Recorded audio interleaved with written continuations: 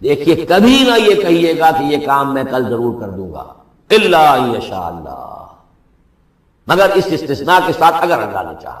یہ ہماری تہذیب کے، اب یوں سمجھیے کہ کچھ کلمات ہیں سماجی، ہمارے ثقافت کے، ان کے اندر جو ہے توحید کی روح جو ہے وہ کوٹ کوٹ میں بھری ہوئی ہے۔ کوئی اچھا منظر دیکھا، سبحان اللہ، یعنی یہ کہ اس منظر میں کچھ نہیں ہے، اصل میں حسن اللہ کا ہے۔ پھول دیکھا، سبحان اللہ، پھول کی تعریف نہیں کر رہے ہیں، اب بنانے والے کی تعریف ہے جس نے اتنا عمدہ پھول بنایا ہے۔ کوئی آپ کو کوئی تکلیف رفع ہوئی، کوئی ضرورت پوری ہوئی، الحمدللہ، بھوک لگی ہوئی تو کھانا کھایا، الحمدللہ، تعریف اللہ کے لیے۔ کوئی چیز آپ اپنے گھر میں داخل ہوئے،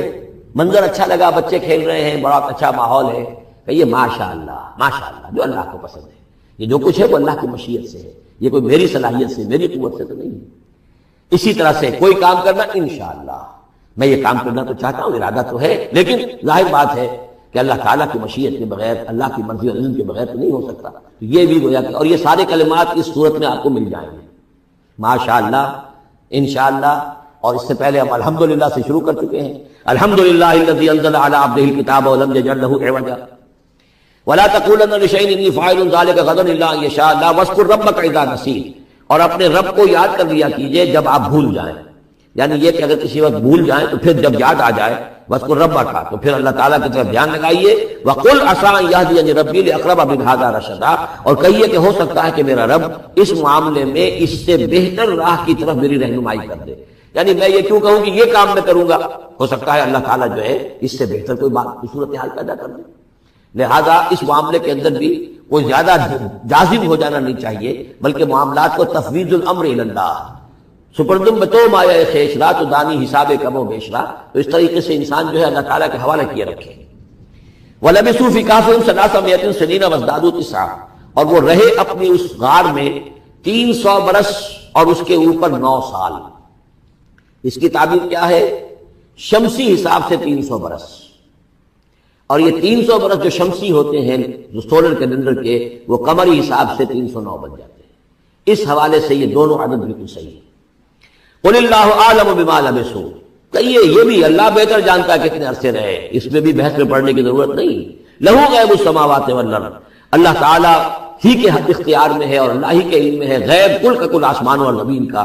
اب صرف یہی واس میں، کیا ہی عجیب اور اچھا ہے وہ دیکھنے والا، اور کیا ہی اچھا ہے وہ سننے والا، اس کی سماعت، اس کی بصارت کا تم کیا اندازہ کرو گے۔ ما لہ من دونہ من ولی،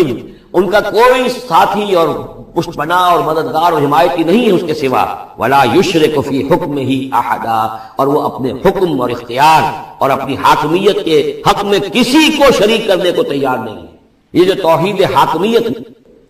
اس کے بارے میں نوٹ کر لیجئے، سورہ یوسف میں ہم نے پڑھا ان الحکم الا للہ،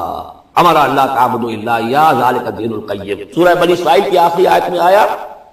ولم یکن لہ شریک فی الملک، بادشاہت میں اس کا کوئی شریک نہیں۔ یہاں فرمایا ولا یشرک فی حکمہ احدا، وہ اپنے حکم اور حاکمیت کے اختیار میں کسی کو شریک کرنے کے لیے تیار نہیں۔ وَاتْلُ مَا أُوحِیَ إِلَیکَ مِن کتاب ربک، اور اے نبی تلاوت کیجئے جو آپ کی طرف وحی کی گئی ہے آپ کے رب کی کتاب میں سے، یعنی یہ جو سخت حالات ہیں جن سے آپ گزر رہے ہیں، دباؤ ہے آپ پر بہت شدید، اس میں آپ کے لیے سہارا کیا ہے؟ وَمَا صَبْرُكَ إِلَّا بِاللَّهِ، اور اللہ کے ساتھ اپنا قلبی تعلق اور ذہنی رشتہ قائم کرنے کے لیے سب سے مؤثر ذریعہ کیا ہے؟ اور قرآن مجید کی تلاوت۔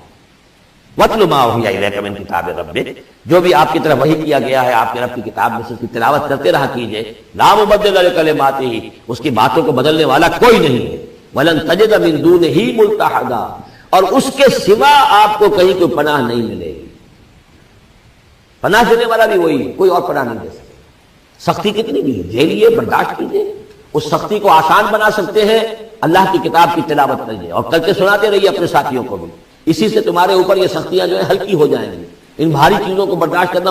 آسان ہو جائے گا۔ لیکن جان لیجئے پناہ ملے گی تو اللہ کے دامن میں۔ لن تجد من دونہ ملتحدا واصبر نفسک مع الذین یدعون ربهم بالغداۃ والعشی، اور اپنے آپ کو روکے رکھیے اور صبر کیجئے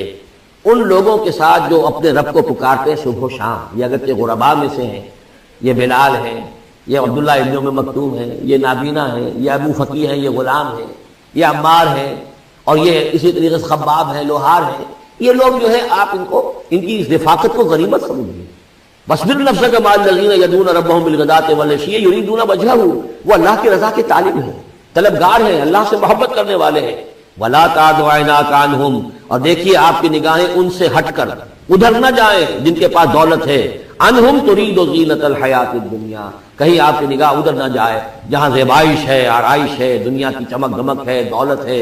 آپ ولید بن مغیرہ کی طرف سے متوجہ ہوں اور عبداللہ ابن ام مکتوم کی جانب نہ ہو، معاذ اللہ ایسا نہ کیجیے۔ یہ بالکل وہی بات ہے جو ہم سورہ ہجر میں بھی پڑھ چکے ہیں، وَلَا تَمُدَّنَّ عَيْنَيْكَ إِلَىٰ مَا مَتَّعْنَا بِهِ أَزْوَاجًا مِّنْهُمْ زَهْرَةَ الْحَيَاةِ الدُّنْيَا، یہ جو بھی ہم نے ان کو دے رکھا ہے دنیا کا ساز و سامان، چمک دمک، اس کی طرف آپ کی نگاہیں نہ اٹھیں۔ وَلَا تَعْدُ عَيْنَاكَ عَنْهُمْ، آپ کی نگاہیں ان سے ہٹ کر، انہیں نظر انداز کر کے ان لوگوں کی طرف نہ متوجہ ہو جائیں، ترید زینت الحیات الدنیا، تو کیا آپ بھی دنیا کی، کہ لوگوں کو یہ گمان ہونے لگے، شک ہو جائے کہ آپ کی نگاہ میں بھی دنیا کی زینت کا جو ہے بہت اس کی اہمیت ہے۔ وَلَا تُطِعْ مَنْ أَغْفَلْنَا قَلْبَهُ عَنْ ذِكْرِنَا، اور بات مانیے اس کی جس کے دل کو ہم نے اپنی یاد سے غافل کر دیا ہے، وَاتَّبَعَ هَوَاهُ، اور جو اپنی خواہش نفس کی پیروی کر رہا ہے، وَكَانَ أَمْرُهُ فُرُطًا، اور اس کا کام جو ہے وہ اعتدال سے بہت ادھر ادھر ہو گیا ہے۔ وَقُلِ الْحَقُّ مِنْ رَبِّكُمْ فَمَنْ شَاءَ فَلْيُؤْمِنْ وَمَنْ شَاءَ فَلْيَكْفُرْ